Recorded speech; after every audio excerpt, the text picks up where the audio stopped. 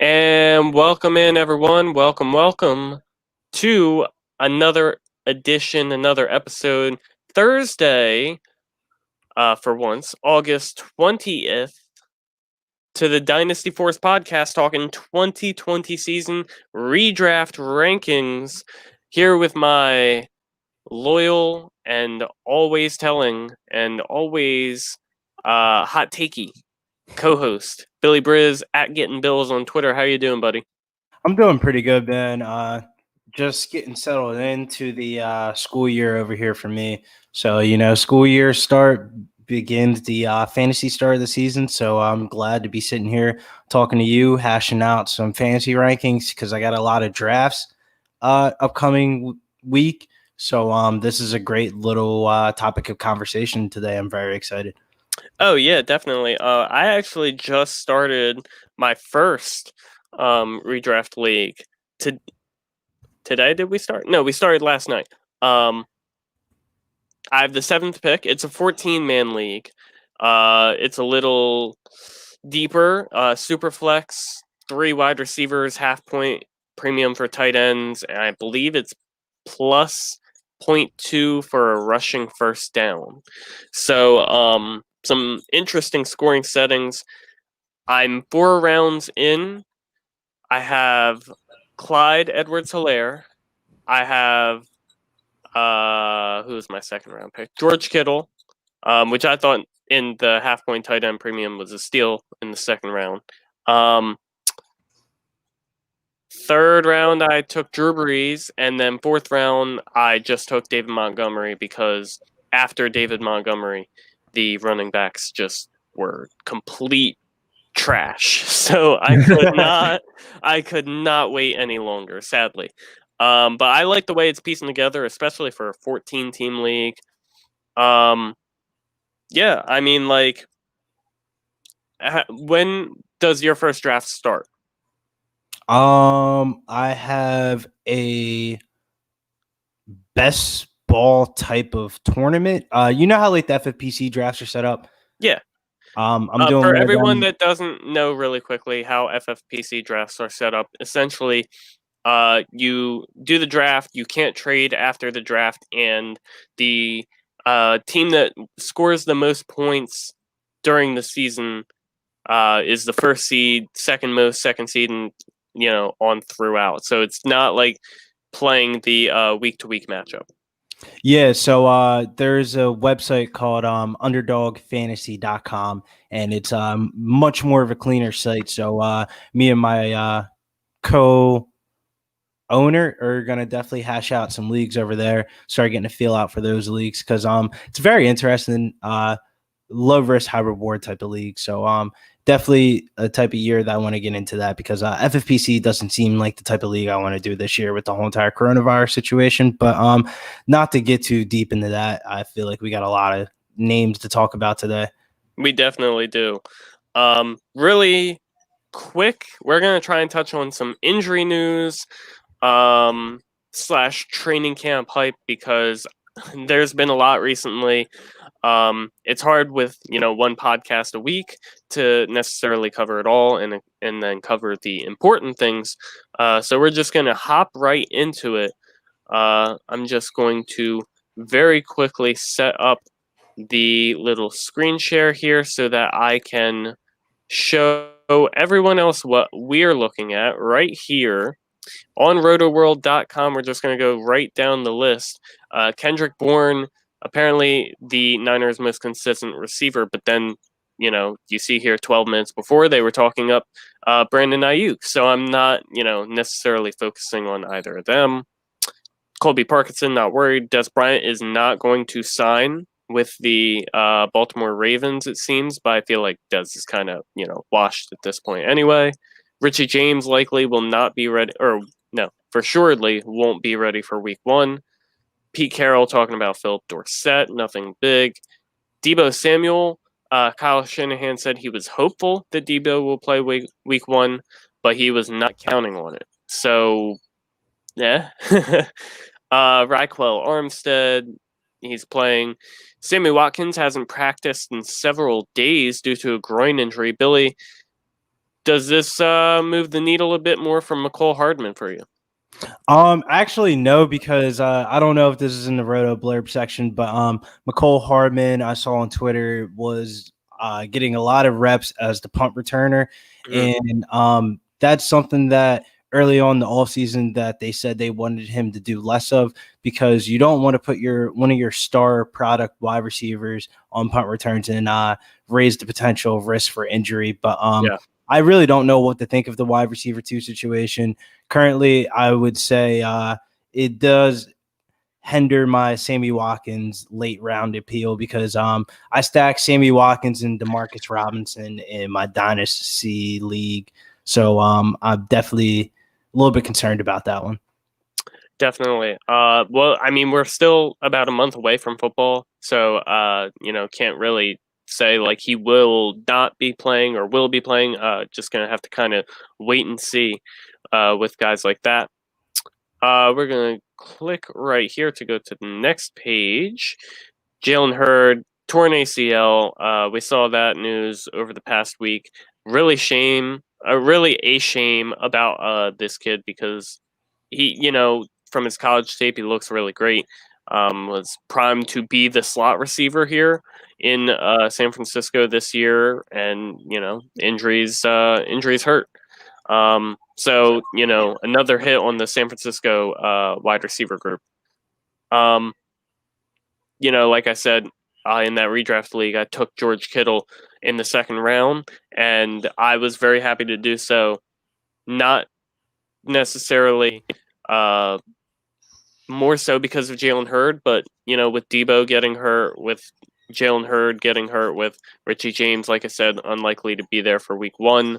Kendrick Bourne is the most consistent wide receiver, and it's Kendrick Bourne. So you see the other names here: Brandon Ayuk, Trent Taylor, Tavon Austin. Like, they're going to rely on George Kittle more than ever. So great to talk about for today's episode of Rankings. KJ Hamler is going to be out for a couple weeks with a hamstring injury. He was assuming kind of that third wide receiver role. So, we'll have to see how that pans out. Matt Rule said the team could keep 6 or 7 wide receivers. Okay, cool. Tyreek Hill jogged off the field Thursday after sustaining an injury to his right leg. That one was concerning for me. With him being such a high ADP, you definitely don't want to see that this early in the season, because we'll talk about it later. My concerns about Tyreek Hill, not the talent of the player, just his fantasy numbers. Right. Nick Chubb has a concussion, and he's not complaining of headaches. Okay, cool. I mean, shoot up Kareem Hunt, week 1, DraftKings. Continue. I'm not too worried about Nick Chubb, because, like I said, we still have a month essentially before football. So, a month to heal from a concussion, and that's plenty of time. Clyde Edwards-Helaire is a fast learner with great vision. Well, he's going to be playing anyway. Tom Brady said, or Rob Gronkowski said, Tom Brady's arm might be stronger than it was when Gronkowski entered the league. That's just hype from another player, in my opinion. At some point we're going to kind of just see that there's nothing really standoutish here. Josh Oliver's on season-ending IR, which sucks. And Tyler Eifert has looked good early. Do you think it's worth a shot on Tyler Eifert late in drafts if you're going 0 tight end? Depends on what type of league you're in, I feel like. I know that's a cliche way to get out of an answer, but in a deeper type of league where it's like a tight end premium and more tight ends where you have to roster like 2 or 3 per team, I could definitely see a shot of taking Tyler Eifert pretty late in drafts. Dontrell Inman is the early favorite to be Washington's second outside wide receiver. I really don't believe that Washington can support more than one wide receiver, and Terry McLaurin is going to be that number 1. So I'm not very interested in that. Will Fuller. Deshaun Watson believes Will Fuller is going to ball out in 2020. First of all, if he stays healthy. But, let's just assume that Will Fuller stays healthy, because this has a role today in our episode too. as far as rankings, because I've been a Brandon Cooks guy all off season. You know, Will Fuller is a great wide receiver, but he's always had DeAndre Hopkins on the other side of him. He's never been that necessarily that number one wide receiver. He's performed like a number one wide receiver, but that doesn't mean that Hopkins hasn't been on the opposite side of the field. What are your thoughts on Will Fuller? Do you think this is just Watson talking him up, or do you think this is Watson saying, "Look, he's my guy this year"? Do you not know you're talking to the biggest Will Fuller enthusiast ever? Mr. My brother went to Notre Dame, and my brother Will Fuller. So there's legit love there for Will Fuller. He's a cool dude. He is. Not that I would know, but all the best for Will Fuller. I hope he can play 16 games this season. And then I'm not really sure what else here is worthy. Bryce Love being Washington's number 2 running back seems quite real, I guess, behind Adrian Peterson. We'll have to see how things kind of work out, but it could just be off-season hype. I'm not sure how the snap percentages in camp are really working out. It says Love was thrust into the first team reps in practice, but I could very easily see it being a committee here in Washington, and one you might not necessarily want to be a part of. Chase Edmonds feels like he has the full quote here, like the headline says, feels like Chase Edmonds is a starting running back in the league. I remember the quote being that he has starting running back like qualities. So, do you think this eats into Kenyon Drake's workload a bit? I think Chase Edmonds already was in store for some splash weeks for fantasy. I just feel like this raises the bandwagon for everybody to hop on. I like it because I feel like it lowers the price for Kenyon Drake a bit. Kenyon Drake in that redraft league that I was talking about, 14 teams, he went at 301. So that's pretty late. Yeah, I'm surprised because his ADP, when you look it up on the internet, is back end of the first round. Yeah. But in reality, I'm getting him in the second and third round myself. But if you don't mind, I gotta go grab my computer charger. Sure, no problem. I'm just gonna keep going down the list here. Quadre Olson wouldn't be shocked if Quadre Olson carves out a bigger role. I mean, I kind of would be surprised just because I see him, and I'm a Falcons fan. He's a big bruising back. His big thing would be short yardage / goal line, but Todd Gurley to me is going to own the goal line because Todd Gurley has always owned the goal line. Even last year, when Todd Gurley was not Todd Gurley of old, Todd Gurley owned the goal line and had 12 rushing touchdowns. So to me, Todd Gurley is the only guy worth owning here. And if he were to go down, maybe then you could see a sort of 3-man committee between Hill, Ito Smith, and Quadre Olson that could kind of make them all worthless for fantasy if they were, to take over if Todd Gurley were to get hurt. Do you kind of have that same opinion if, Quadre Olson, they say? I'm actually more interested in a guy like Ito Smith in that backfield. I think they all suck, but I'm willing to understand. All right. I think that's kind of it as far as news that's important. Let's just move right into the main segment of the show, which is probably going to take a little while here. And it's going to be our consensus rankings. So, Bill, we both updated our rankings over the weekend, added them up, came together. Here we're going to start with our quarterbacks. So you're looking at the list here. It's going to have the number on the left side as far as the order of the quarterbacks themselves so you can kind of keep track. But the consensus ranking on the side is going to show when you add our rankings together and divide it by 2, because there's 2 of us, how that will reflect. Now, some people obviously are going to be tied. You see Pat Mahomes, Lamar Jackson are tied at the top. So let's start there, Billy, because you can already see there's a difference in our opinions there. Why do you like Pat Mahomes more than Lamar Jackson this season? I love both of these players as early picks in Superflex leagues after Christian McCaffrey. The only reason why I have Mahomes over Jackson is because Mahomes, to me, has a higher ceiling. I wouldn't blame you if you chose the floor of Lamar Jackson, though, because of his rushing abilities. But if that does regress, his ability to get it done in the passing game has yet to be seen. So I feel like the difference between Mahomes and Jackson is really just in the passing game. And I don't think Mahomes is that far off as a runner than Lamar Jackson is, even though the numbers haven't really reflected it yet.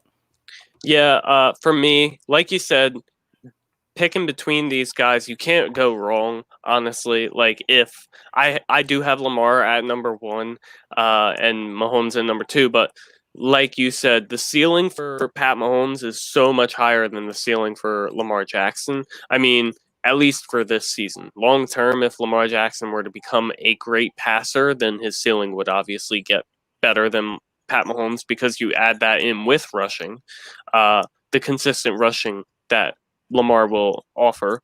But as of right now, the floor for Lamar Jackson, what you can expect, is so much higher. Like, do I expect him to rush for the same amount of yardage he ran for last season, which was over 1,200? No, really, honestly. Like, I don't see him repeating that again. But I'd be very surprised if he didn't at least hit 1,000, And at that point, 6 touchdowns, not out of the realm of possibility. And if you're a quarterback doing that, I think the floor is just insanely high. And for Pat Mahomes to finish as the number 1, he's going to have to hit 40 touchdowns, at least, in my opinion. That's a lot harder than Lamar Jackson having to hit, 30 touchdowns with that rushing floor. So the little difference there, you're more of a ceiling hitter or, swing for the fences type of guy. I would not necessarily always prefer to take the floor, but in this situation, when you're comparing guys at the top, I will take the guaranteed floor there. How many times, though, have you seen in fantasy football that the same exact quarterback repeats as the number 1 quarterback? Very few. Very few. That's the only reason why I have Mahomes ahead of him. I can understand that. Definitely. We move down the list here. Dak Prescott at number 3. We both have him at 3. Deshaun Watson, Kyler Murray, Russell Wilson, Matt Ryan, maybe a little ahead of consensus. Or by consensus, I say other fantasy football networks. We have him at 7. He's really adding up to 8.5, but that works out to 7 in the actual rankings among quarterbacks. Josh Allen, Matthew Stafford, Tom Brady, Drew Brees. This is where I want to kind of hinge for a little bit. They all are combining for 9.5 as far as the consensus ranking, so they're all tied for 8th. Drew Brees is the one that I want to specifically mention because that has the biggest disparity between me and you, Bill. I have Drew Brees at 5. You have him at 14. So you want to kind of dive in on why you're against Drew Brees this season? I'm a fan of Drew Brees in real life, and I think he's a top 5 quarterback in real life. But this is fantasy football, and I don't think he has the ability to win you weeks. He's just the type of guy to give you middling quarterback numbers, and it looks good by the end of the season. I understand on a per-game basis last year he was a QB7, but that also came with a career-high 7.1 touchdown rate, which is bound to regress. Similar ADP players like Matt Ryan and Matthew Stafford are likely more targets for me than Brees. It's nothing against Brees, but unless there's some type of defined situation in a fantasy league where you get more points for completions, I would probably go with Drew Brees in that situation, like the Scott Fishbowl League, for example, is a league like that where I would draft Drew Brees at the number 5 position. But in a regular quarterback standard 1 QB league or even a 2 QB league, I don't think Drew Brees poses the rushing upside ability that you want from a top 5 quarterback. Yeah. Before I retort, just want to give a quick shout out to Detroit Beastie. Thanks for tuning in, buddy. Great show. I don't know about others, but I love this kind of talk. Definitely, I am going to be really excited to try and get another redraft league started right after this episode by the early goings of this episode and how we're already talking. So, definitely interested. But as far as my retort to your argument, Billy, we'll get him back in here in a second. Dropped out for a minute. Anyway, great. You're back, Billy. Now I can retort directly to you. My point in favor of Drew Brees is that Drew Brees was the quarterback 4 in points per game once he came back last season. Yes, it was with a high touchdown rate, but you look at the weapons that he has and the offense that he's in. Last season, he had Michael Thomas, Jared Cook, Alvin Kamara. You add in Emmanuel Sanders. I think the needle is only pointing up for Drew Brees. This offseason, he apparently worked on deep throws, which, Emmanuel Sanders and Michael Thomas are not necessarily deep threats, but the fact that he is working to find ways to go further downfield only, looks better for me. He was on pace for 550 attempts last season. It's a great number, and that's including the game week 2 against the Rams. That's based on all 11 games that he played, and that's including week 2 against the Rams where he left very early in the game. So I think Drew Brees is going to throw the ball a lot this season, arguably his last season. So I think he's really going to try and enjoy it, and I think he can throw a ton of touchdowns. He's one of the best quarterbacks in the NFL talent-wise, one of the most accurate passers. So I don't have a question of whether he can go out and throw for 4,500 yards and 40 touchdowns. I don't have him projected for quite that, but I think he is one of the guys along with the big names that could go out and do that. Let's move on a little further down the list here. Carson Wentz at 12 works out to 11 in our consensus ranks. Cam Newton 13, Aaron Rodgers 14, Jared Goff at 15. Let's continue to our 16th ranked quarterback, Baker Mayfield, 16.5. There's a bit of disparity there as well. Bill, you have him at 13. I have him at 20. Now, I believe having Baker Mayfield over Drew Brees is blasphemous, to say the least. But you want to go ahead and make the argument for me?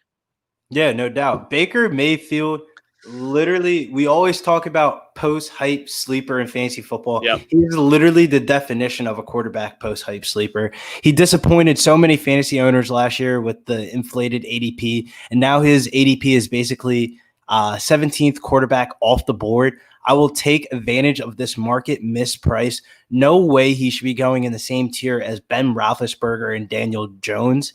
The Browns finally surrounded Baker with smart coaches like Kevin Stefanski coming over from Minnesota, who had success with that ball club last year. In addition, Alex Van Pelt, I think, is the biggest signing for them. He's the offensive coordinator. He was the quarterback coach for those MVP fantasy seasons of 2014 through 2017 for Aaron Rodgers and the Green Bay Packers.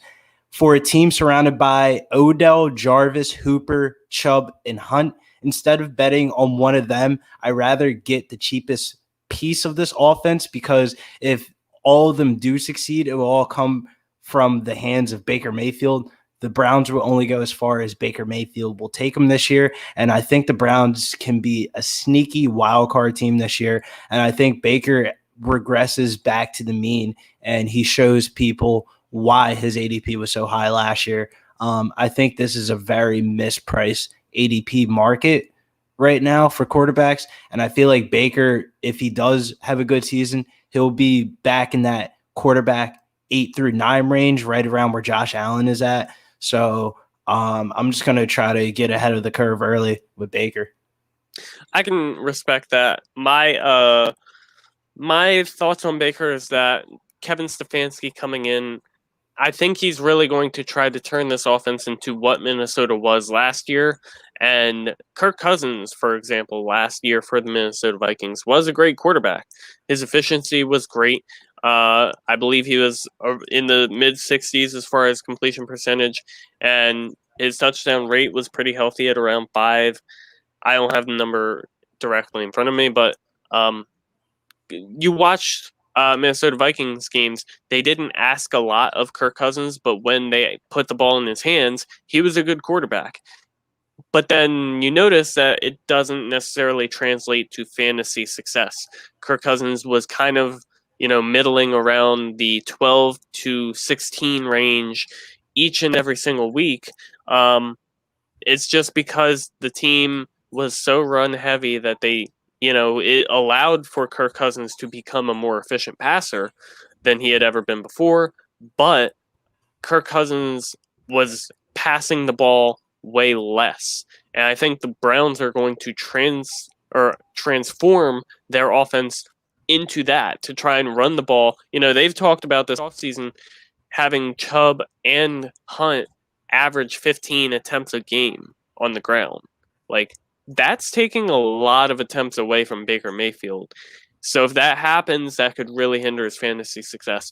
All the best for Baker, though. I really think, I think with the improved offensive line, third season in the league, with the weapons that he has the upside, but I don't believe that the Browns are going to put it in his hands, honestly. I think they're going to try and, win with the run game. We move on here. Ben Roethlisberger, Drew Lock, Gardner Minshew tied at 19. Consensus would rank them, though, all tied at 17 as far as, the actual ranking there. Joe Burrow at 20. I wanted to talk about Tyrod Taylor here at 21 because he should not be at 21. I have him at 15. You're the reason why he's so low because you have him at 26. So do you want to tell me why you are against Tyrod Taylor this season, you hater? I'm not really against Tyrod Taylor. I think if you combine the position and said Chargers QB, I would agree with this ranking. But from watching Hard Knocks, I get Tyrod's the starter, but the upside is in Herbert. Tyrod is in a comfortable situation. As long as he's the starter, I think his ADP is off. But I think Tyrod hits his ceiling 2 out of 10 times if we ran a simulation of this fantasy season. Teams that draft these QBs early always say we're gonna walk him through the rings. He isn't gonna start early. But the last thing I want to do in a 2 QB league or in a super flex league is draft Tyrod and he loses his job halfway through the year. But I can understand the ADP value to garner the risk.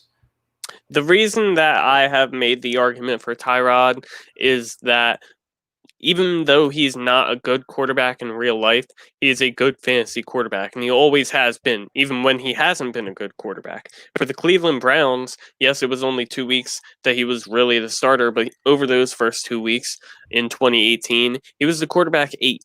And like I said, he looked terrible as an NFL quarterback, but he was getting you fantasy points because of the rushing floor.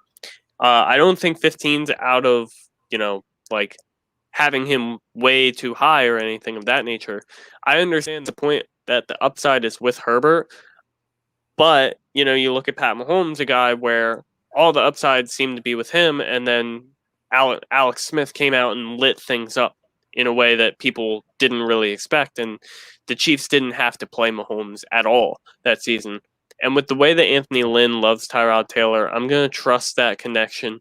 And I'm going to trust that he's going to find a way to make Tyrod Taylor, look as good as he possibly can and try and keep him out there. We move on. Daniel Jones, 22, Teddy Bridgewater, Philip Rivers, Kirk Cousins, Jimmy Garoppolo, Ryan Tannehill, Sam Darnold, Derek Carr, Dwayne Haskins. Really quick, I just want to mention Ryan Tannehill because we have him a lot lower than I feel like a lot of people have him. I just think that I don't know about you, Bill, but the Tennessee Titans want to be a team that runs, if they had it their way, they would run with Derrick Henry literally every single down. And, that just caps. I've made the argument for Baker. I've made the argument for Kirk Cousins. Jimmy Garoppolo's in that same boat where the upside is capped if you aren't going to go out and throw the ball, on average, 25 to 30 times a game, and I don't see that as a possibility for Ryan Tannehill. Do you agree? Yeah, I definitely would agree with that. That's the reason why I don't have him ranked as high as I did earlier in the offseason. Exactly. All right, great. So, quarterbacks, check. Let's move on to running backs here. We have some interesting takes here at the running back position. Obviously, Christian McCaffrey is going to be number one. Ezekiel Elliott barely edging out Saquon Barkley at 2.5 to 3, and then Clyde Edwards-Helaire works out to 4. I have Clyde at 5. Bill, you have him at 3, ahead of Saquon Barkley. Do you want to kind of dive in real quick why you are so in on Clyde this season? You want to dive into how I'm more off of Saquon or more how I'm in the Clyde? Because I know we are not supposed to look at strength of schedules, but holy Lord, does the Giants' schedule look absolutely terrible? I think Saquon's definitely the type of talent to overcome that, just not my type of second overall pick. I think Clyde Edwards-Helaire and Sanders have the clearest upside paths to hopping into the top tier of RBs due to their receiving capabilities. I was already buying in the Clyde Edwards-Helaire, but this kind of made a somewhat gamble where I'm willing to take him in this spot in this league's type of situation I'm coming in with this year. I think sky's the limit for his expected opportunity in front of him. He's in an awesome offense, probably the best for scoring opportunities. The only possible challengers for workload would be Darwin Thompson and college teammate DeAndre Washington for Mahomes. I'd be shocked if he doesn't hit his ADP this year. I think this number 3 ranking is more reflective of where he goes next year and where he finishes this year, if that makes sense. Listen, you're talking to the man that took Saquon Barkley in every single league in Saquon's rookie season in 2018 because I saw the value. He was going at 106, 110, 108 in a lot of leagues I was in. And I said, this is way too low. I took him at 104 ahead of a guy by the name of David Johnson in that year, and everyone was in on David Johnson as being the clear number 3 running back. So for me to take him, over that guys like that, it really turns some heads. So I'm not, opposed to the idea of Clyde being great. My only point would just be, Saquon is. It's definitely between him and Christian McCaffrey as far as talent in the NFL. Like, I think Saquon's a better rusher. I think McCaffrey's a much better overall guy and a better receiver. But I think Barkley is arguably the best pure rusher in football. Between him and Chubb, maybe you could throw Ezekiel Elliott in there. But when it comes to just running the football, I think Barkley takes the cake there. So I kind of think it's hard to put Clyde ahead of him, but agree to disagree. And at the same time, I love the willingness to put him up there. Like, we're not going to be like ESPN and just make these lame takes that, you would have assumed anyway. So let's move on here. Alvin Kamara at 5. I actually had, don't know why I went that way, but I actually had Kamara ahead of Clyde Edwards-Helaire, so his ranking's a little different here. Dalvin Cook, 5.5, puts him at 6 in our rankings. Then Miles Sanders, slightly edging out Derrick Henry. Joe Mixon, Josh Jacobs, Kenyon Drake, we talked about him earlier. He's landing here at 11, right ahead of Nick Chubb, Aaron Jones, Austin Eckler, Le'Veon Bell. By the way, Le'Veon Bell, just want to touch on him real quick to say that he is so high up because I have him ranked here. and I plan to move him down. You heard the recent talk of the Jets wanting to limit his workload a bit more and work Frank Gore in, which is what I expected because they did that same thing in Miami with Kenyon Drake. I was trusting that maybe Adam Gase would be smart and actually use his best running back that he's paying a ton of money. But guess that's not going to happen. So Le'Veon Bell will be moving down, to probably about the 20-ish range, which would put him in our consensus. I believe you have him at 20, Bill. So Yes. that would put him down at around this 20 range down here.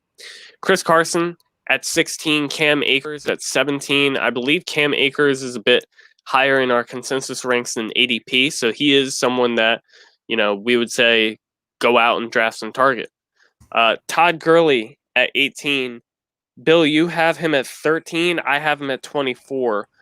Personally, as an Atlanta Falcons fan, it's hard for me to sit here and say I'm off of Todd Gurley, but the arguments have just been painted for me so clearly. Like, Todd Gurley ran the fourth most routes among all running backs in football last year and was ended with under 30 receptions. That's really, really hard to do.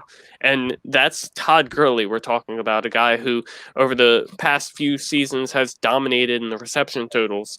So there was a decision made, in the offense, like, we're not throwing the ball to Todd Gurley because he's not going to be effective with the football. That's the only reason that, makes sense in my head.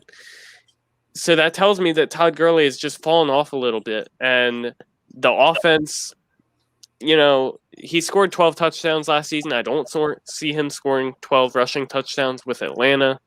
And if he doesn't get the receiving chops, though, I think he'll get more than he did last season with the Rams. But I think the touchdowns will take a big dent in his game. Why are you more in on Todd Gurley this season? First things first, let me say back-to-back players that we're about to talk about are definitely the most polarizing players to talk about for fantasy football this upcoming season. I'll give you two different perspectives. I'll give you the glass half full perspective of reason why I like Todd Gurley. Todd Gurley finishes the RB14 in PPR leagues despite playing behind the 31st ranked offensive line. In addition, he was dreadful in the passing game. So if you really watch the tape, Todd Gurley didn't really look that bad as the offensive line did for the Rams. Glass half empty view perspective would be Todd Gurley produced a career low in yardage in 2019 and finished 37th in yards per carry. I'm trying to place my chips on the stars aligning the right way for him in Atlanta. The potential rewards outweigh the risk for me. His health is the only concern. As an RB2, though, I feel like he could be a league winner like he was before when his ADP was outside the first round. So if you find yourself in the early third round or in the back end of the second round, and let's say you might have splurged on a wide receiver in the first round or something like that, I feel like Todd Gurley can give you the upside of being a back end RB1 or middling RB1, even though it doesn't seem really likely because of the disparity that we've been hearing in the news and stuff about how they're trying to slowly ramp him up into camp. But I feel like Todd Gurley, I mean, if you close your eyes, he just feels like he fits in Atlanta. Bill, I'm not going to beat around the bush or anything. Don't agree with you, but I respect your opinion. You put a lot of thought behind the process, so trust your process when you're making your decisions. And I'm glad that, someone can come out and make the argument in favor of Todd Gurley because we've been hearing so much negative in his favor. So I like to see the opposite side of those arguments. So following Todd Gurley, we have Melvin Gordon at 19, James Conner at 20, David Johnson at 21 here, followed by Leonard Fournette at 22. Now, he is 20.5 in our consensus, which would, be because I have him so low, but you have him I guess a fair ranking based on ADP of other people, ADP of him and the ranking of most experts out there. Why you have him at 15, which isn't saying he's going to be great this season. It's just saying that, he could be consistent and a solid helper to your fantasy team. Is that all you really think of Fournette? Yeah, I think you summed it up kind of how I feel about him. I know the 76 targets last year were outrageous, and that number's unlikely to repeat, but the workload would be there. Leonard Fournette had the second most weighted running back opportunities behind Christian McCaffrey. If he scored more than 3 touchdowns last year, people would be reconsidering this ADP rank, I feel like. I agree with that. I feel like it's appropriate value for Uncle Benny where he's at right now. This year, he can hover around Uncle Benny. That's his nickname. If he can hover around 40 to 45 receptions, he could be a solid RB2 with RB1 spike week numbers. I have him ranked this high because I want to target him in the third round of drafts this year. His numbers reflectively remind me of like a poor man's Joe Mixon for fantasy football, like a running back that has the ability to catch passes but doesn't really get fully used and capitalized in the passing game, but gets enough done on the ground and touchdown wise, and is efficient enough to be a back end RB1 for fantasy leagues this year. And I think Leonard Fournette is one of my first targets in the third round of drafts this year. It goes Leonard Fournette for running backs in the third round. It goes Leonard Fournette, Melvin Gordon, and Jonathan Taylor for me. Those are all my Q players for the third round of drafts this year in fantasy leagues. And you would put Todd Gurley at the top if he was in the third round? It depends on the structure of my team. That's how I feel about Todd Gurley. I understand because, I've made, structure is an important thing. So I completely understand that. As far as Leonard Fournette, I have him at 26, and I honestly did not mean to disrespect him that hard. But Uncle Benny, apparently, he was around 21, I believe. I want to say in my first update. I don't have that on me. But I just moved guys up, and I didn't really, consider it until afterwards, like, wow, Leonard Fournette's really my running back, 26.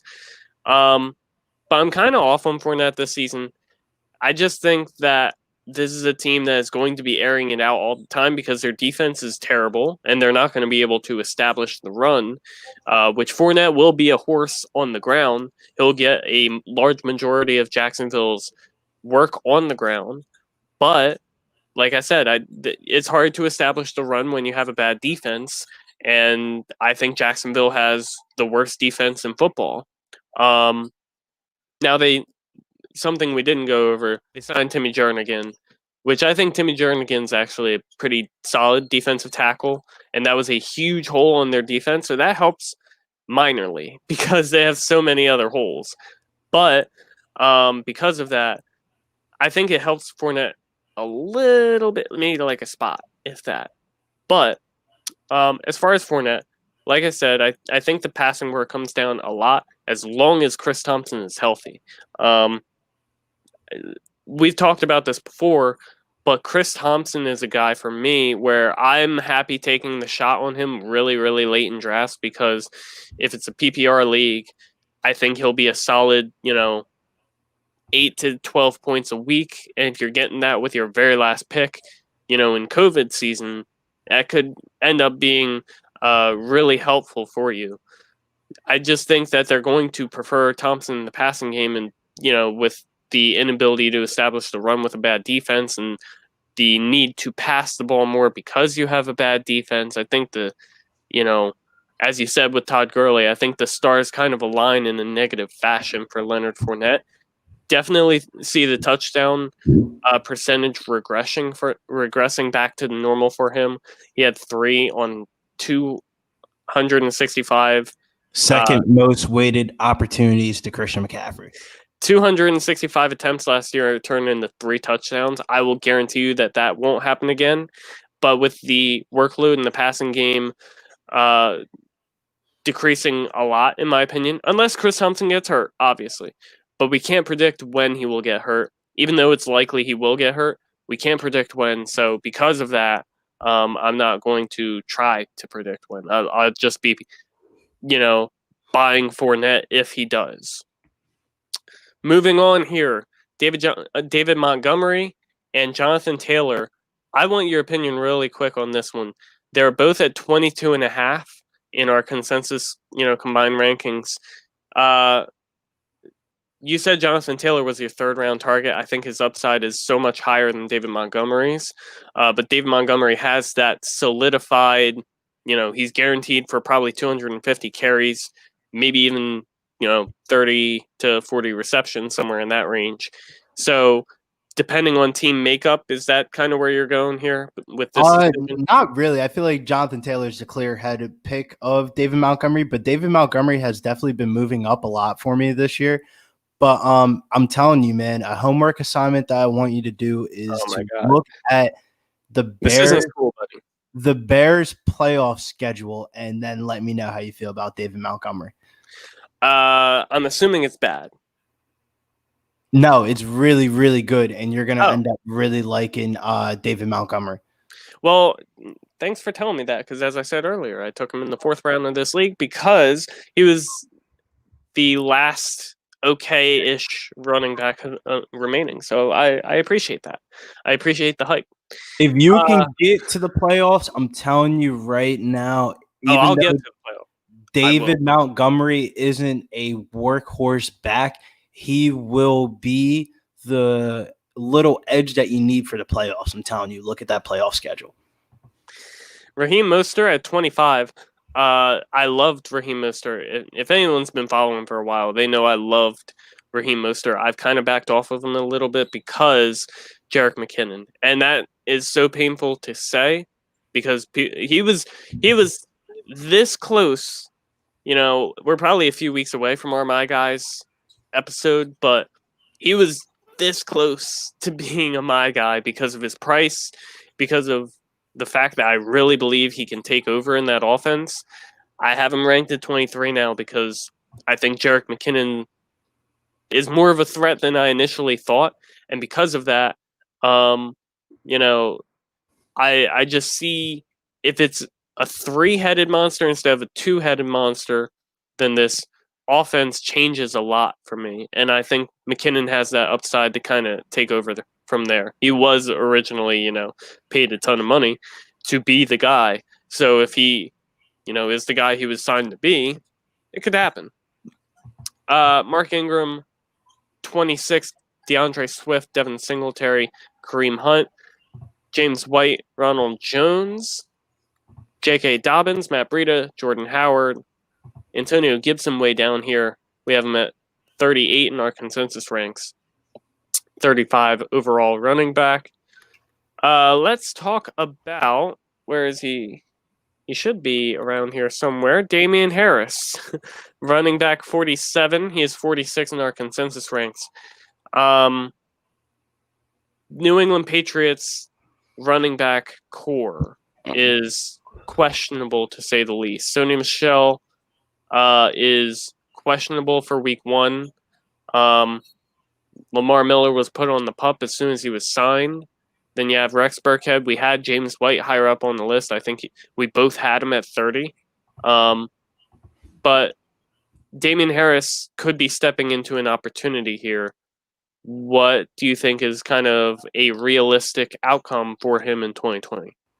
One of the things I love to do this time around of year is to start looking at my DraftKings week 1 pricing and start gathering my value list together for players' names that I need to watch throughout training camp. And at the top of the list for me was Damian Harris. He could be in line for a heavy workload if Sony Michel starts off on the PUP list, and it sounds very likely that he will. It's very hard to find a running back with starting potential that late in drafts. He's my biggest riser in my rankings in the last couple of weeks. He went from 80 all the way up to 50. So that went up about 30 picks, basically. And it may seem like a little bit unreasonable right now, but I think in the tier of cluster running backs that he's in, I think he has the clearest upside, even though he's going to be in a timeshare situation. But Damian Harris For example, week 1 they play against the Dolphins, so you'll That's be able to start him as soon as you draft him in a best case scenario. So you're definitely going to see what you have in Damian Harris. So a guy like Tony Pollard or Alexander Madison, you have to wait for an injury to feel comfortable starting them. And I feel like you'll be able to start Damian Harris from week 1. I love that argument. I agree with it 100%. And for that reason, he should probably be a little higher in our rankings, honestly. Moving on here, Chris Thompson, someone I mentioned before, he's at 52, 56 according to consensus. These were a few running backs that I thought were interesting to be left off. Bryce Love was probably the one that was most interesting. We were going through the Roto World blurbs earlier, and Bryce Love is apparently a lock for that number, not a lock, but all but a lock for that number 2 spot behind Adrian Peterson. I think he has a role, but I don't know that you necessarily want any piece of the Washington backfield. How do you feel about it? I kind of agree with you. If Bryce Love was the proclaimed starter, I would love to draft him. He was a super talented back at Stanford, and then last year was basically like a redshirt season for him in the NFL. I think Adrian Peterson has the best bet for most reliable running back for the Washington football team. His current ADP, though, Bryce Love is so late. That's why I don't have him ranked inside my top 60 backs. But I have a question for you. On your rankings, I recognize that DeAndre Washington wasn't on your rankings. I just wanted to inform you that was Patrick Mahomes' starting running back when he was at Texas A&M. So, I mean, not Texas A&M, Texas Tech. Don't everybody in the comments don't roast Texas Tech. But that was the starting running back for Texas Tech when Patrick Mahomes was there. So I think he could be in line for RB number 2. I just wanted to swing that one in you and probably slide in your DMs and show you a couple pictures and a couple highlights to water your brain a little bit. He looked pretty good when Josh Jacobs was hurt last season for the then Oakland Raiders. I just think it's Clyde's season out here, and you of all people who have Clyde Edwards-Helaire at number 3 should know that. So, I would he's a high. My question is, Clyde gets hurt right now. Who are you drafting between DeAndre Washington? You're drafting DeAndre Washington, but do you really think it's going to be like a significant amount more work for him than Darwin Thompson? If you don't mind, can you allow me to get the capabilities? Yeah. That's my answer. Okay. The same colors and everything. That is my answer. All right then. Well, I can't say that it's a bad answer, but it's not the answer I was looking for. But regardless, for the people that are listening to it off of the podcast, I just showed him a picture of Patrick Mahomes handing the ball off to DeAndre Washington. You got to throw that in there for the podcast listeners. Since we're on Apple now, finally got Apple verified. Took 3 weeks later. It took forever. But yeah, all major streaming platforms. So check us out if you are not already. Got a few more positions to get through, so let's try and speed it up if we can. I mean, we've been talking pretty fast to this point, but we can't not give the people what they want. Wide receivers, Michael Thomas is our consensus number 1. You have him in number 1. I have him in number 2. Tyreek Hill, we wanted to talk about a little. I have Tyreek Hill at number 1 ahead of Michael Thomas. Obviously, prior to today's injury, I was in a draft. I was at 107. I did not take Tyreek Hill. I believe Tyreek Hill was available to me in the second round. And in theory, hey, your number one wide receiver is sitting there for you in the second round, and it's a 3 wide receiver league, so why wouldn't you take him? Well, I mean, first of all, George Kittle and it is a tight end premium. He's a little safer to me than Tyreek Hill because of Tyreek Hill's injury now. So should Tyreek Hill be healthy and all systems go, I would have, and I redid the pick right now, I probably would take Tyreek Hill. I think he's more consistent than numbers show. Last season, I believe I did this as a thread on Twitter last season from week 6 through 10. So this is when Tyreek Hill came back from his early season clavicle injury. When the week he came back through week 10, which week 11 was their bye, through week 10, he was averaging a little over 10 targets per game. I'm going off memory right now, but this is a thread on Twitter, on my Twitter, that you could probably find. He was averaging a little over 10 targets per game. The only 2 wide receivers in football averaging more targets per game than that over the course of the season was Michael Thomas and Julio Jones. They were also the only 2 wide receivers to average more than 10 targets per game, period. So Tyreek Hill was in that, workhorse wide receiver territory. Obviously, he has the one play potential.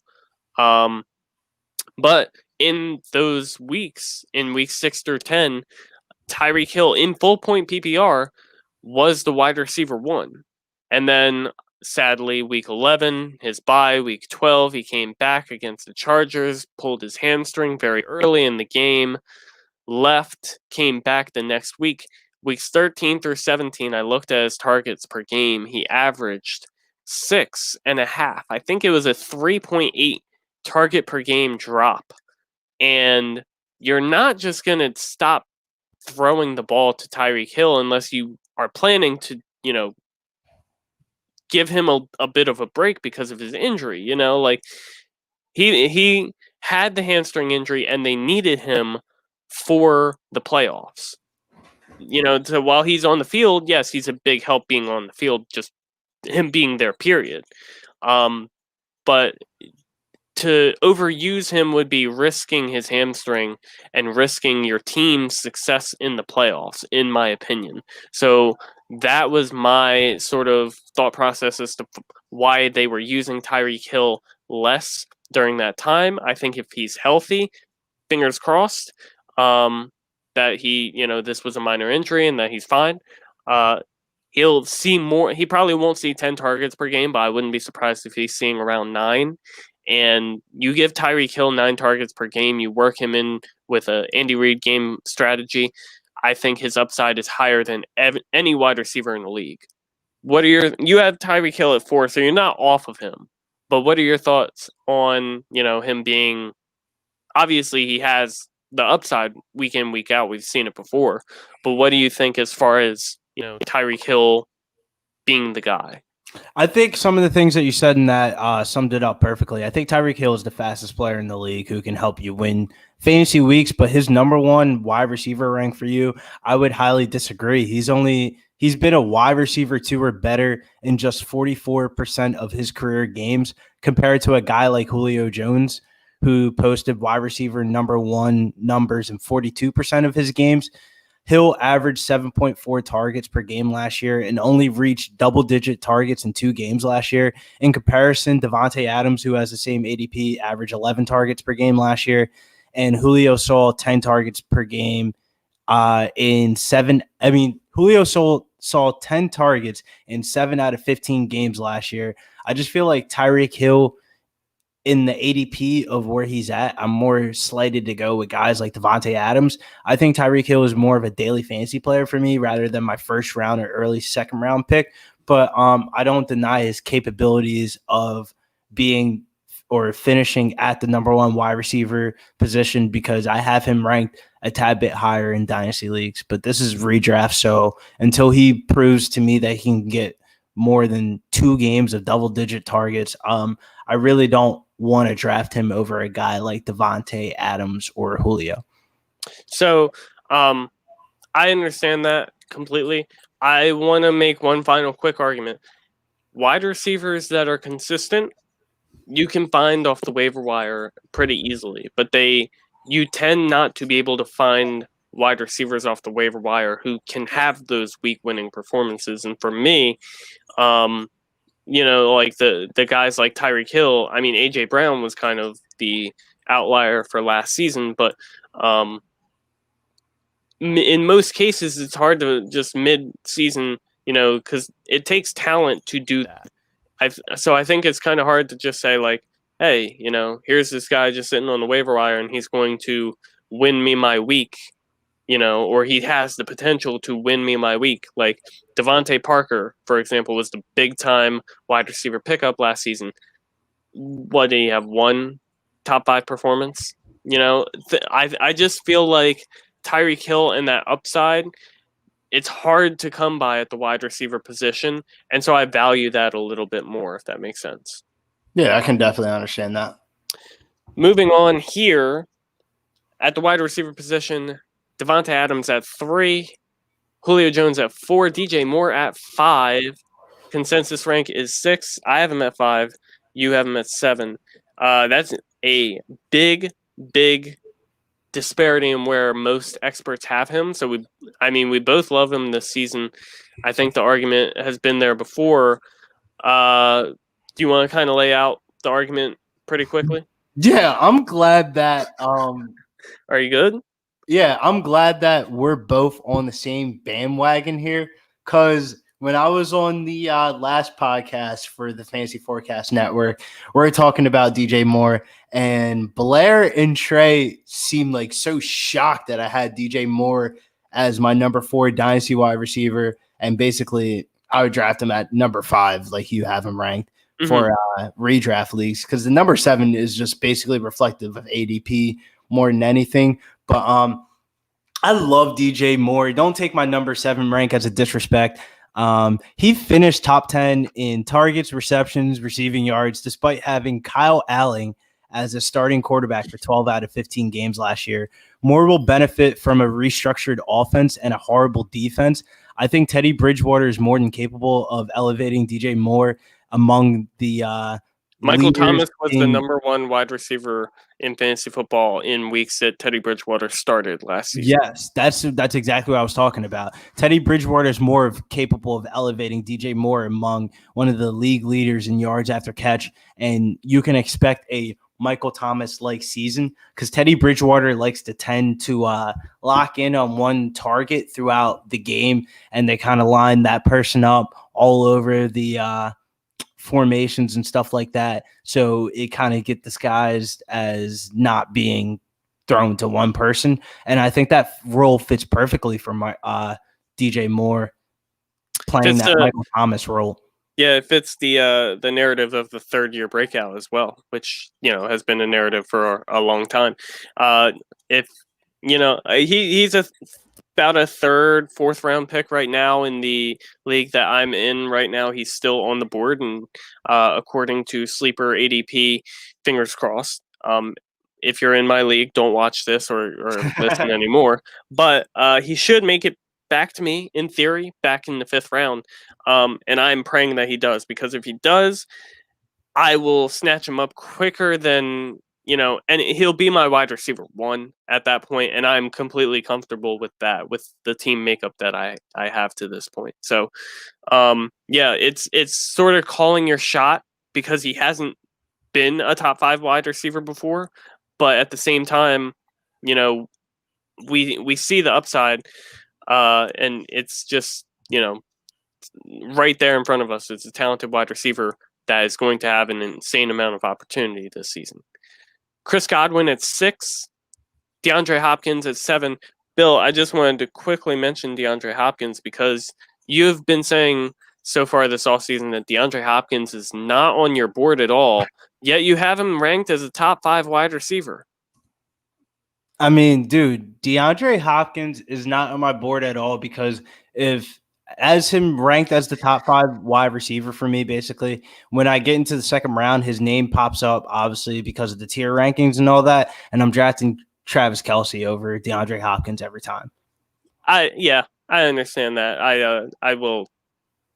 I DeAndre Hopkins wasn't there for me in the second round, but I would have drafted Kittle ahead of him. So I completely understand arguments like that.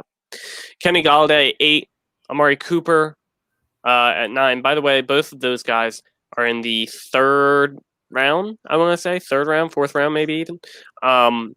Values: Adam Thielen, Allen Robinson, Robert Woods, guys that are legit, wide receiver ones for us in most leagues, sitting there in those middle rounds in fantasy leagues. It's just not fair to an extent. Mike Evans at 13, Odell Beckham Jr., A.J. Brown, DJ Chark, Juju Smith-Schuster. Let's hang on Juju a little bit here. Consensus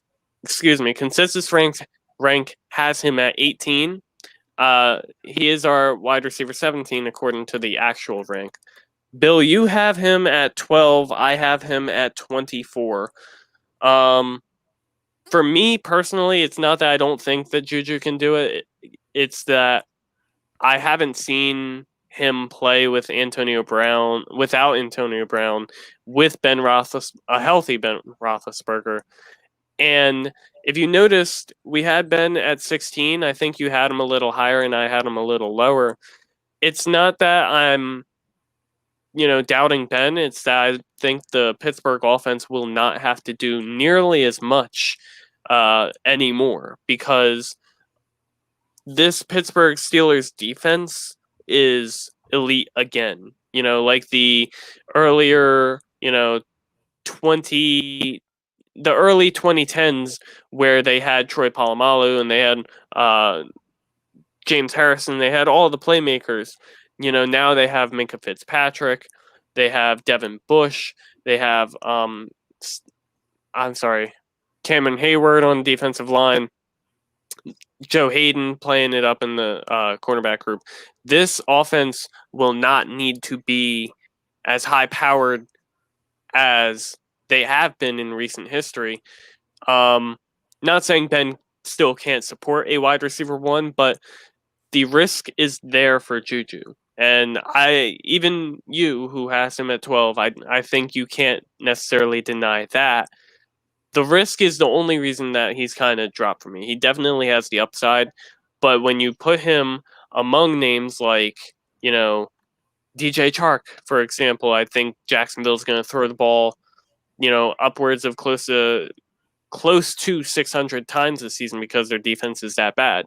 A.J. Brown, we saw him do it for how long of a stretch towards the end of the season, and that team hasn't had a lot of turnover. Odell Beckham, guys who have the talent and have shown, they can dominate teams before on their own.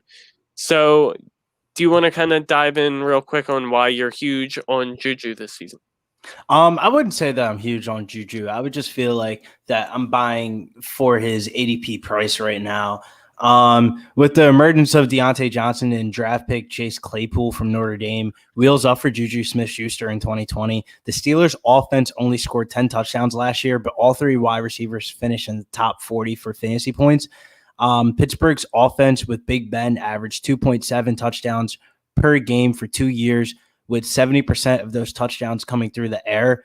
And I'm willing to throw out the 2019 season for Juju Smith-Schuster due to bad QB play and injuries. Don't forget that Juju was the youngest wide receiver in NFL history to reach 2,500 career receiving yards. So I think he's one of the most talented wide receivers in the league. That's why I feel like I have him and Odell Beckham ranked kind of back-to-back of each other. It's more of a bet on just talent level itself rather than actual statistic numbers backing that up.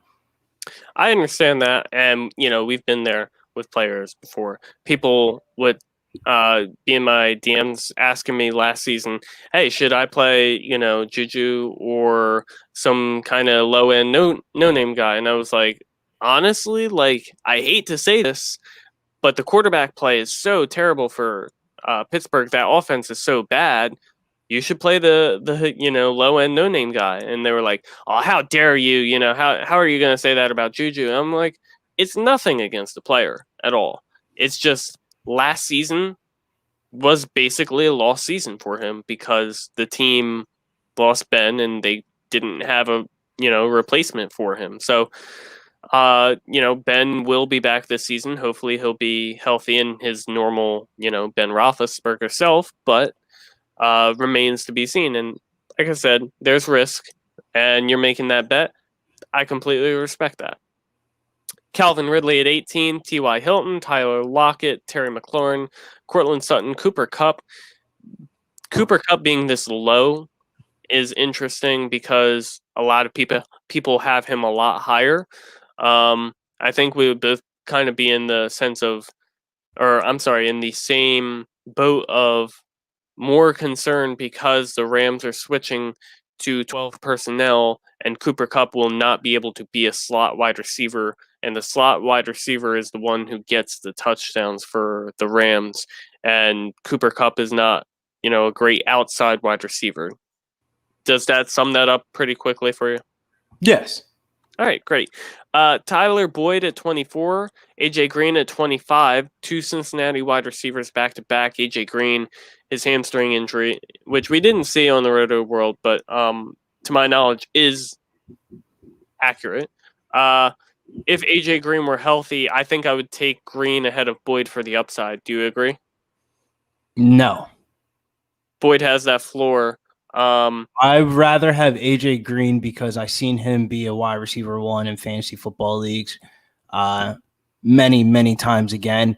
And I'm not really too high on Tyler Boyd, even though I know people want to target Joe Burrow's slot wide receiver because that's what he did the most Justin out of Jefferson. college. # Justin Jefferson.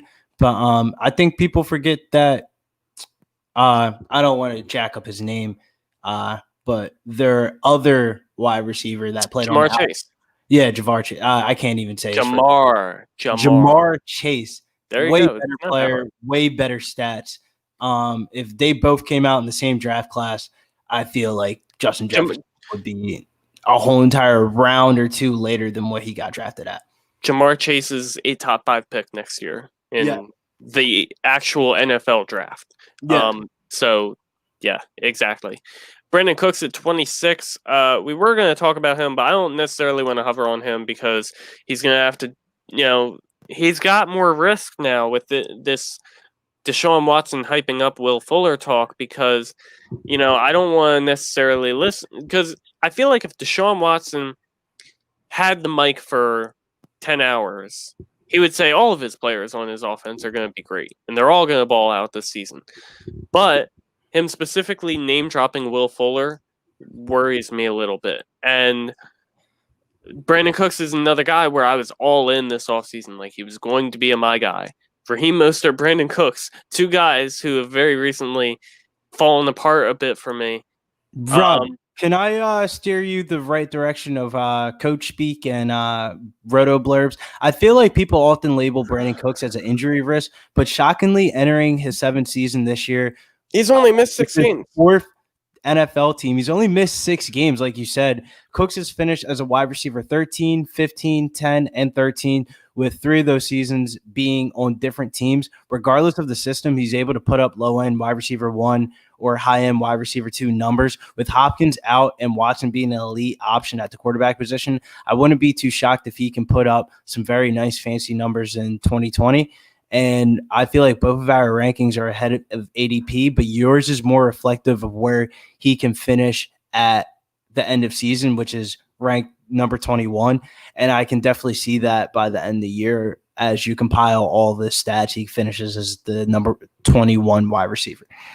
I would love to take him as my wide receiver too in leagues still, even with Will Fuller talk. I just think I'm trusting what we've seen before. We've never seen Will Fuller be a number 1 wide receiver. We have seen it for Brandon Cooks.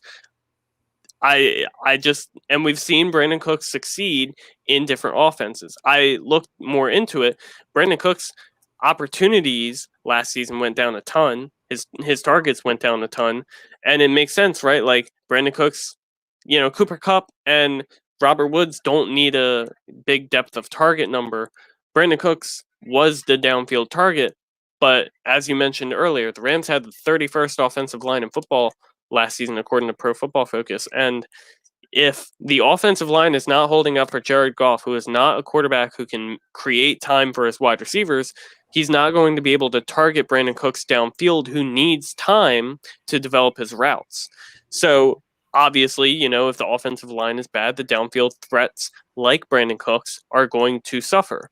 So this season, now he's in Houston, where the offensive line isn't great, but Brandon Cooks has a quarterback in Deshaun Watson who can create time for his wide receivers. And I think that only stands to help Brandon Cooks get back to that sort of top 15 form. And that's where I think his real upside is. I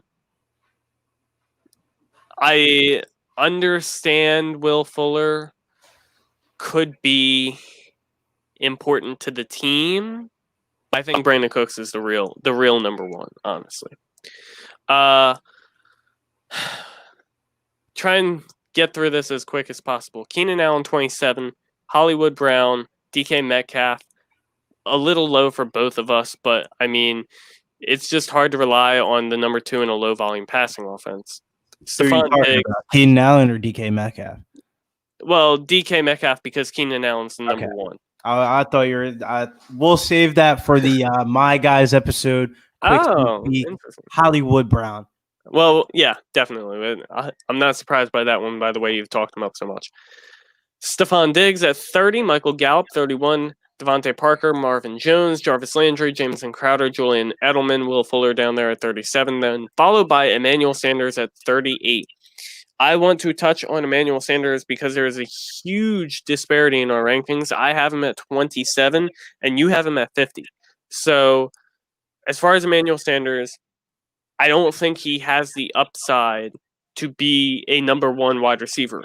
But I've mentioned that, having these depth wide receivers this season, Emmanuel Sanders is a guy who will easily be able to get you 10 to 15 points a week at the wide receiver position. He has Drew Brees at quarterback, Michael Thomas taking away a lot of coverage.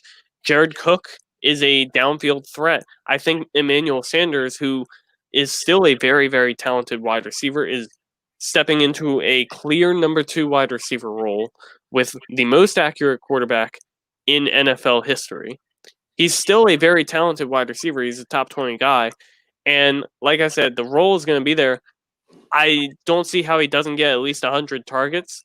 And at that point, you give a great wide receiver with a great quarterback on a great offense 100 targets.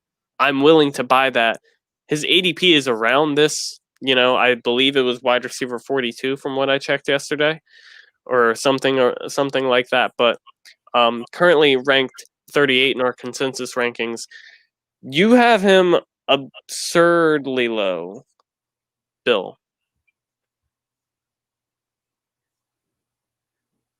Are you gonna? Do you want me to explain the reason why I have him absurdly low? Yes, of course.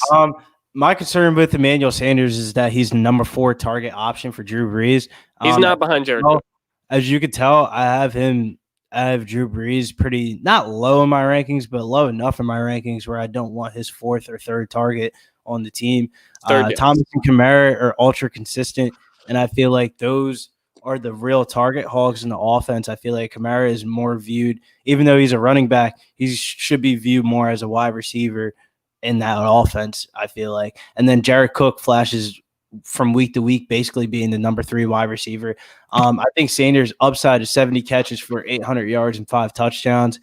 While I don't think he'll give you a weekly 0, and that's helpful for your fantasy leagues, I don't think those numbers are winning fantasy leagues this year. And as late as he's going, I'd rather have a guy like Jamison Crowder 10 out of 10 times.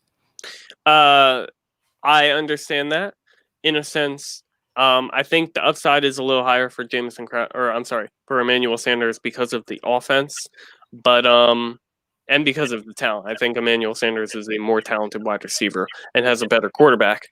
But like I said, I understand he's got the upside to be a number 1 in his offense. So Jamison Crowder a guy we had at 35 in our consensus ranks, a little higher.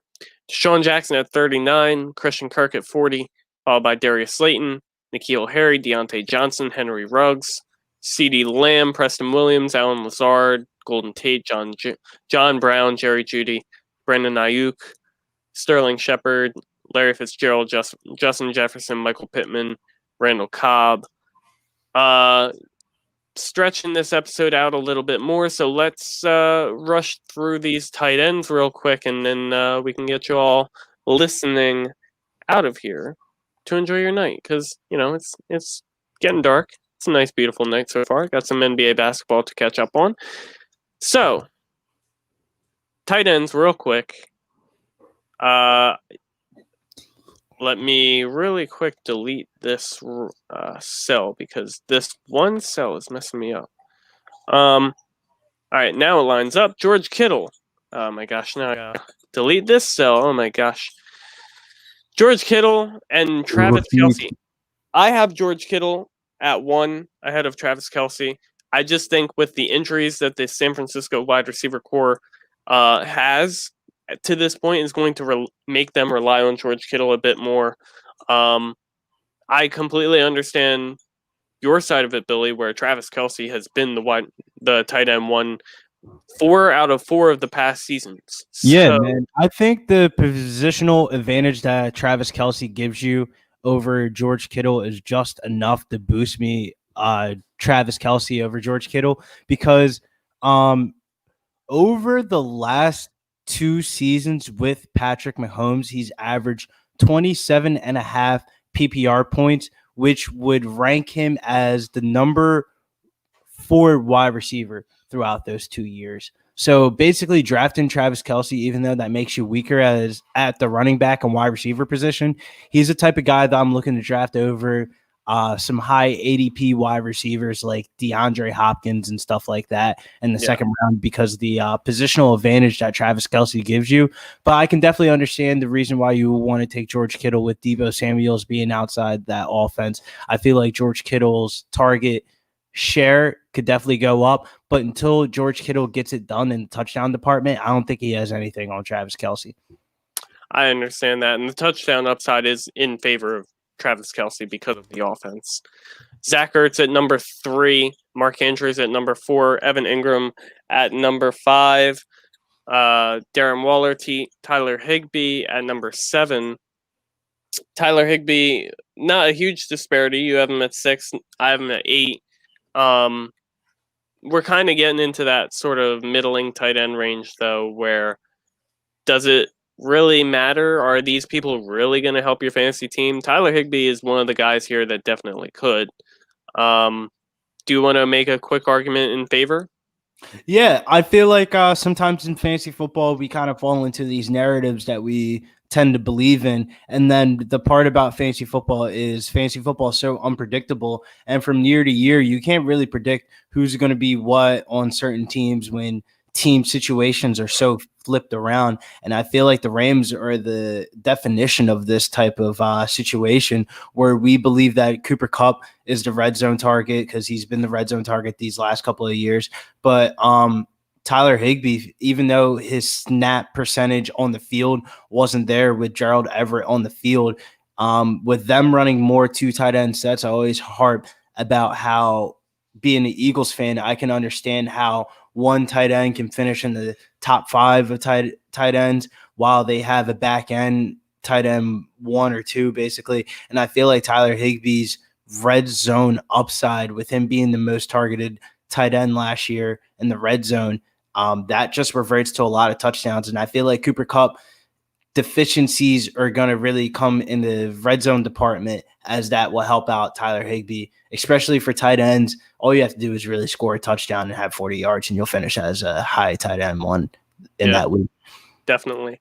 My one argument against your point about Philly tight ends would be that in that time of Zach Ertz and Dallas Goedert both being usable in fantasy, they haven't had a real wide receiver that is usable season long in fantasy. They've had spurts, but they haven't had long-term success from the wide receiver position in that time. Whereas the Rams have Cooper Kupp, who will see targets one way or another, and then Robert Woods, who, we both have ranked very high because we love Robert Woods this season, and he's been great in past seasons as well. TJ Hawkinson at 8, I wanted to quickly mention that he's probably going to move down, sadly, because apparently TJ Hawkinson is not 100% from his injury late last season with his ankle. Been rehabbing all offseason. It just creates doubt. And this close to the season, like I said, we're still a little bit off from the season, but he's had all offseason to get healthy, and he's still not healthy. It makes me worried. And I would much rather take, guys like Noah Fant, Hayden Hurst, Mike Gesicki at that point where I don't have to worry necessarily about the injury. He's someone that you currently have ranked at 11. I had him ranked at 6. So like I said, it'll be moving down a bit, sadly. Another guy that was really in on this season. So, it's just the offseason. It's just a great NFL offseason. To round out our tight end rankings, Hunter Henry at 9. We both had him at 9. Hayden Hurst at 10. Noah Fant at 11. Mike Gesicki, Rob Gronkowski, Jack Doyle, Jared Cook at 15. Austin Hooper, Jonnu Smith, Blake Jarwin, the people's tight end, Blake Jarwin down there at 18. Chris Herndon, 19. Dallas Goedert, 20. Irv Smith, Ian Thomas, Dawson Knox, Jace Sternberger, and Eric Ebron rounds out our ranked tight ends. I wanted to throw Will Disley in there because apparently he's healthy. So, keep an eye on the everlasting Will Disley. Bill, longer episode tonight. Definitely going to be the longest episode of the season because this is definitely one of the most important episodes because even if you agree or disagree with us and if you made it this far in the podcast, I feel like this gives you a good lay of the land of where you're going to pivot or if you agree with our pivots or not. Because a lot of things in fantasy football, a lot of people want to follow ADP, but sometimes you can't always handicap yourself to ADP. You kind of have to go with the way of the lands that you feel is correct. And I feel like this conversation itself can help everybody set their own rankings or despair what type of players they want to attack in certain tiers of players. Because I feel like that's what we really talked about tonight is the different tiers of players and upside that certain players in certain tiers hold. Because Damian Harris, for example, that we talked about earlier in the podcast, that's a dude that can be a back end RB2 or RB3 for this upcoming season. And I feel like that's the type of dude that you want to gamble on in that tier. Yeah, definitely. Don't go by ADP because you're just handicapping yourself, as you said.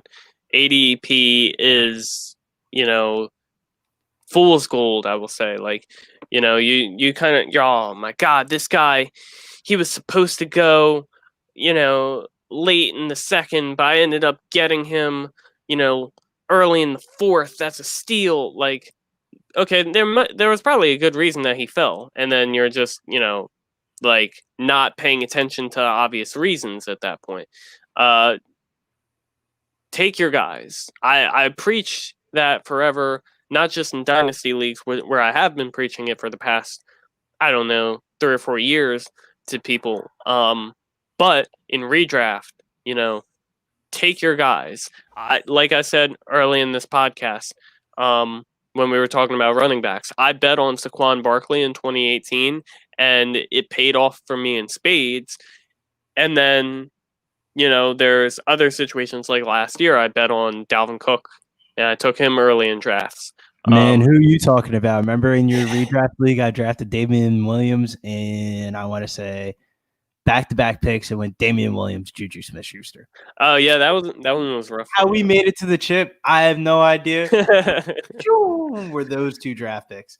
I bet on Alvin Kamara a lot last season too, and sadly, that's another one for me that didn't work out. They're not all going to work out. They're not all treasure chest. All But about the process. I feel like that's the reason why people need to tune in, tell your friends about this podcast, because we're really just talking about game theories and processing of how to become a fantasy football player for the upcoming season. right there, we make the arguments. You heard the arguments that we made in favor of people. It's not like we're just sitting here saying, well, you should take DJ Moore at number 5 because we like him. You know, like there was a whole argument there as to why we're buying into the breakout. Things of that nature and things that can help you.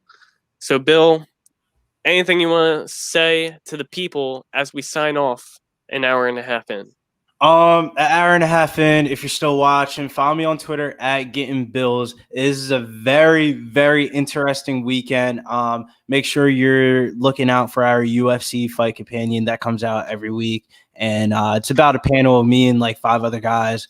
The dude's name is MMA Fortune Teller. You can find him on YouTube, and we just talk live betting, what we're live betting, what rounds we're betting on people fighting, and these last 3 to 4 weeks, man, I'm telling you right now, anybody that tuned in has definitely been very profitable because we have been hitting on some dogs. I'm talking about throwing down like $20-$30 and hitting for 100, or vice versa, throwing a 50 or 100 down and coming up 400, 500, 600. So definitely a good place to find yourself on a Saturday night if you're bored during the coronavirus. It's a good way to learn how to better sports gamble, because no matter what your unit size is, you will become a better sports gambler and profit over a long period of time. Definitely. And check out my articles for basketball with World in Sport. Good little partnership that I got with them going on. I did notice that. Congratulations on the move up. Me, I'm prepping for the season. I'm trying to, like I said, I'm starting the redrafts. I'm checking in on my dynasty leagues. I'm focused. This season is going to be the season. It's going to be a good season, even with COVID. I'm going to make it work. I feel like with so many people that are concerned with COVID or going with different draft strategies with COVID, I feel like we're kind of the type of people to fade the public. And that's the way you win your fantasy leagues, is fading the public. Because if everybody knew everything and everybody was correct, then we would all be winning our fantasy leagues. And that's not really how the way it goes. The only way to win your fantasy leagues is going against the grain. True that. There are some players that I like for depth. Chris Thompson, Emmanuel Sanders. They're guys you can get super late. So it's not like I'm out here saying like, yeah, 5th round. Take I don't know, some buy Kyler Murray in the 7th round for this year because he's a sophomore slumps. Don't believe in that for quarterbacks. Get the fuck out of here. Takes that help you win your league. That's what's important. Follow me on Twitter. I tweeted this earlier. I kind of want this to become the new hashtag for the show, a play on words, since we're getting into the fall politics season. Making fantasy great again. Hashtag making fantasy great again. Dynasty Force. I hope that's not a copyright infringement, but I don't think it is. So it's official. It's official. Make fantasy great again with Dynasty Force, the Dynasty Force crew, the Dynasty Force podcast. Thanks for tuning in. Follow me on Twitter at FantasyForceFB. Follow Billy at Getting Bills. Follow the show at Dynasty Force Pod. Check us out on YouTube, Dynasty Force Podcast. Check us out on all streaming platforms. And I hope you all enjoy your night, and catch us next week, next Wednesday, August 26th, for another episode of the always exciting hashtag Make Fantasy Great Again Dynasty Force Podcast.